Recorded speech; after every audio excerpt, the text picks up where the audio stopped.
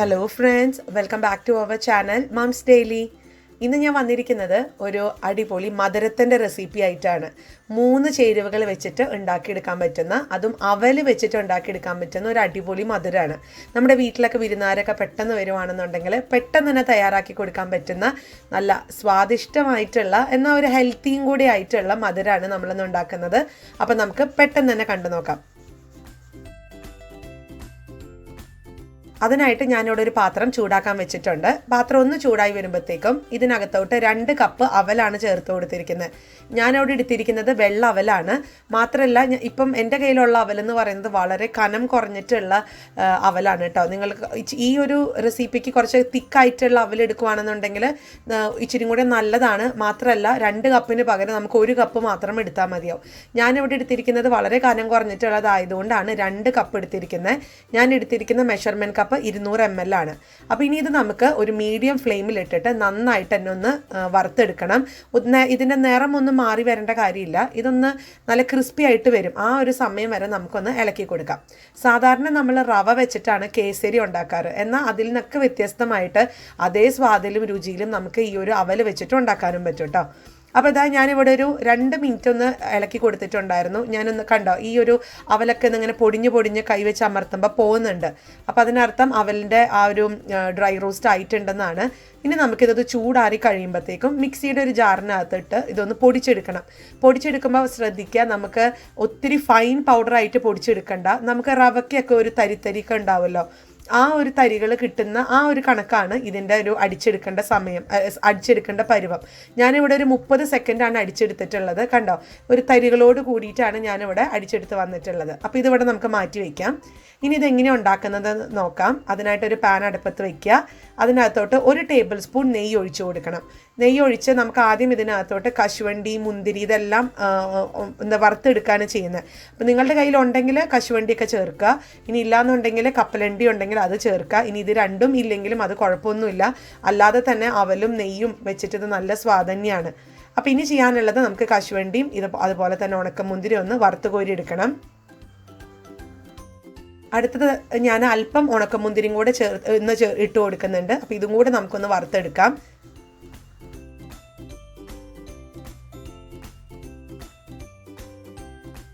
അങ്ങനെ കശുവണ്ടി മുന്തിരിയും ഇവിടെ വറുത്തെടുത്തത് റെഡിയാണ്. അപ്പോൾ അതവിടെ മാറ്റി വെച്ചിട്ടുണ്ട്.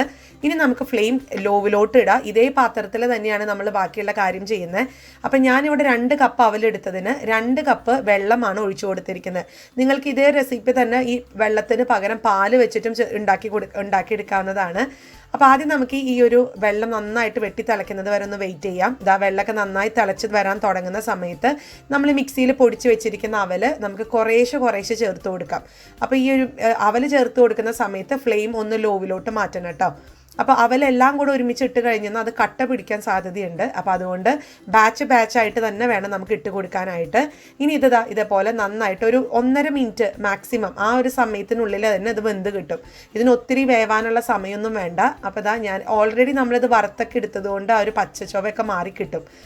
അപ്പോൾ ഈ ഒരു 2 മിനിറ്റ് കഴിഞ്ഞിട്ട് നമുക്ക് നോക്കാം. അപ്പോൾ 2 മിനിറ്റ് കഴിഞ്ഞു. അവലൊക്കെ നന്നായി വെന്ത് വന്നിട്ടുണ്ട്. ഇനി ഇതിനകത്തോട്ട് ഞാൻ 1/4 കപ്പ് പഞ്ചസാരയാണ് ചേർത്ത് കൊടുത്തിരിക്കുന്നത്. നിങ്ങൾക്ക് കൂടുതൽ മധുരം വേണമെങ്കിൽ കൂടുതൽ ചേർക്കാം. പിന്നെ ചേർക്കുന്നത് കളറാണ് കേട്ടോ. ഞാനിവിടെ ഓറഞ്ചിൻ്റെ ഫുഡ് കളർ ചേർത്ത് കൊടുക്കുന്നുണ്ട്. സാധാരണ ഈ ഒരു കേസരി എന്നൊക്കെ പറയുമ്പോഴത്തേക്കും അതിന് മെയിൻ ആയിട്ടുള്ളതാണ് യെല്ലോ ഫുഡ് കളർ അല്ലെങ്കിൽ ഓറഞ്ച് ഫുഡ് കളർ. ഇതിലേതെങ്കിലും ഒന്ന് നിങ്ങൾക്ക് ചേർത്ത് കൊടുക്കാം. ഇനി ഇതല്ല എന്നുണ്ടെങ്കിൽ ഇതിന് പകരം കുങ്കുമപ്പൂവ് പാലിൽ അല്പം ചാലിച്ചിട്ട് അങ്ങനെ ചേർത്ത് കൊടുക്കുന്നവരുണ്ട്. ഇനി മഞ്ഞൾപ്പൊടി ആണെങ്കിലും അല്പം പാലിലോ വെള്ളത്തിലോ ഒന്ന് കലക്കി ഒഴിച്ചാലും നമുക്ക് ആ ഒരു കളർ കിട്ടും. അപ്പോൾ ഇനി ഈ ഒരു പഞ്ചസാര ആഡ് ചെയ്യുമ്പോൾ തന്നെ നമുക്ക് ഈ ഒരു പഞ്ചസാര ചേർക്കുമ്പോൾ തന്നെ ഒരു അലിഞ്ഞിട്ടുള്ളൊരു വെള്ളം പോലെ വരും. അത് സാരമില്ല, അത് നമ്മൾ ഇളക്കിക്കൊണ്ടേ ഇരിക്കണം. ഒരു മീഡിയം ഫ്ലെയിമിലോട്ട് ഇട്ടിട്ട് ഇളക്കിക്കൊണ്ടേ ഇരിക്കുമ്പോൾ ഇതിങ്ങനെ നല്ല നമ്മൾ അലുവൊക്കെ ഉണ്ടാക്കുന്നത് പോലെ പാത്രത്തിൽ നിന്ന് വിട്ട് വരാൻ തുടങ്ങും.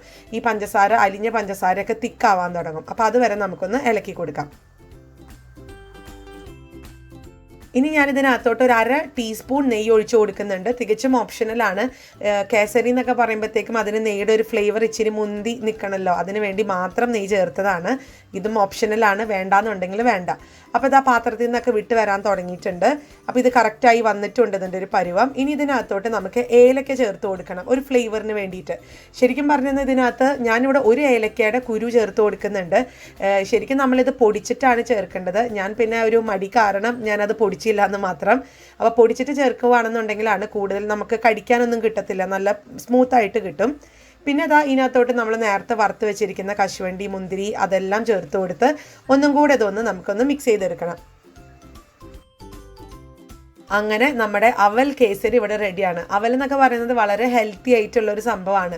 അപ്പോൾ നമ്മുടെ വീട്ടിലൊക്കെ കുഞ്ഞുങ്ങൾക്കൊക്കെ നമുക്ക് പെട്ടെന്ന് ഉണ്ടാക്കി കൊടുക്കാനും പറ്റും ഈ ഒരു ഡിഷ്. അപ്പം ഇതിനകത്ത് നമുക്ക് നിങ്ങൾക്ക് താല്പര്യം ഉണ്ടാവാൻ സാധ്യതയില്ലാത്തത് കളറാണ്. കളറ് ചേർക്കണമെന്ന് നിർബന്ധമൊന്നുമില്ല. ഞാൻ പറഞ്ഞ പോലെ മഞ്ഞൾപ്പൊടി ആണെങ്കിലും ചേർത്ത് കഴിഞ്ഞാൽ ഒരു ചെറിയൊരു ലൈറ്റ് കളറ്, ഒരു മഞ്ഞ കളർ നമുക്ക് കിട്ടും. അപ്പോൾ നമുക്കിത് ഒരു പാത്രത്തിനോട്ട് ഇതുപോലെ ഒന്ന് നിറച്ച് കൊടുത്ത് ഒന്ന് കമിഴ്ത്തിട്ട് കൊടുത്ത് കഴിഞ്ഞാൽ ആ ഒരു പാത്രത്തിൻ്റെ ഷേപ്പ് നമുക്ക് ഫോം ചെയ്ത് വരും, കാണാനൊക്കെ ഒരു ഭംഗിയാണ്.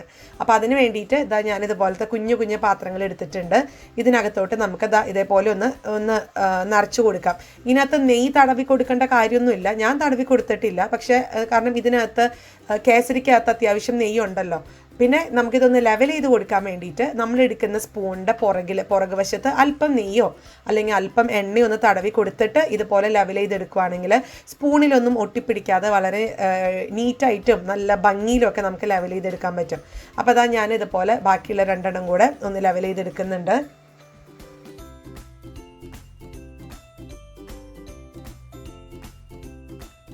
അതുപോലെ തന്നെ ഞാൻ 2 കശുവണ്ടി ഇതുപോലെ ഒന്ന് വെച്ച് കൊടുത്തിട്ടുണ്ട് കേട്ടോ, കാണാനൊരു ഭംഗിക്ക് വേണ്ടിയിട്ടാണ്.